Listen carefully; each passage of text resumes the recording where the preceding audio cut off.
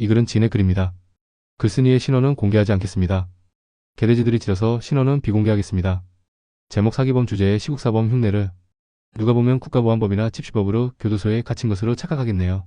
왜들 판결문을 안 보고 믿고 싶은 대로 생각하는 것입니까? 선고 부정 운운하는 것은 사실이나 과학이 아니라 신앙의 영역입니다. 조국 무죄론 역시 거의 신앙의 영역입니다. 윤석열 탄핵 심판 판결문을 읽으셨다면 조국 판결문도 읽어보시기 바랍니다. 만일 공장에 위장 취업해서 노동운동을 할 목적이었다면 사문서 위조 및 동행사는 부끄러운 죄가 아닙니다. 하지만 누군가를 밀어내고 자기 자녀를 특정 학교에 밀어넣기 위해서라면 그것은 파렴치한 범죄입니다. 동행사란 용어를 설명하겠습니다. 동행사는 법률 용어로 위조된 문서를 사용하는 것을 말합니다. 위조된 문서를 사용하여 자신의 권리나 의무를 주장하거나 다른 사람에게 해를 입히는 행위를 말합니다. 예시를 들면 위조된 졸업증명서로 취업하려고 하는 경우, 위조된 계약서로 재산을 가로채려고 하는 경우 등을 들 수 있습니다. 처벌은 형법상 위조사문서 행사죄로 처벌받을 수 있습니다. 털어서 먼지 안 나는 사람 있냐? 조국 수사 당시 검찰이 먼지 털기로 하듯 탈탈 털었다는 점은 연민을 자아내는 대목이 있기는 합니다. 저렇게 털면 뭔가 나오겠죠.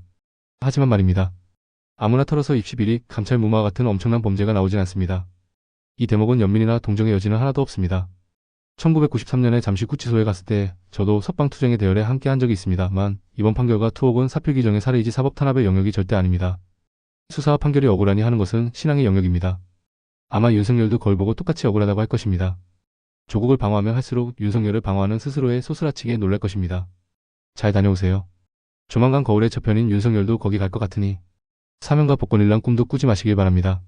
민주노총 한상균 위원장을 비롯해 박근혜에게 맞서 치열하게 싸우다 억울한 교도소에 투옥되었던 노동자들과 그리고 문재인 정부에서도 계속 감옥에 있었습니다. 그 시기 내내 당신은 청와대 민정수석을 지내면서 노동자들 사면 복권 주장을 한 번이라도 했습니까? 윤석열 탄핵 심판 판결문도 읽어보시고 조국 판결문도 읽어보시길 바랍니다.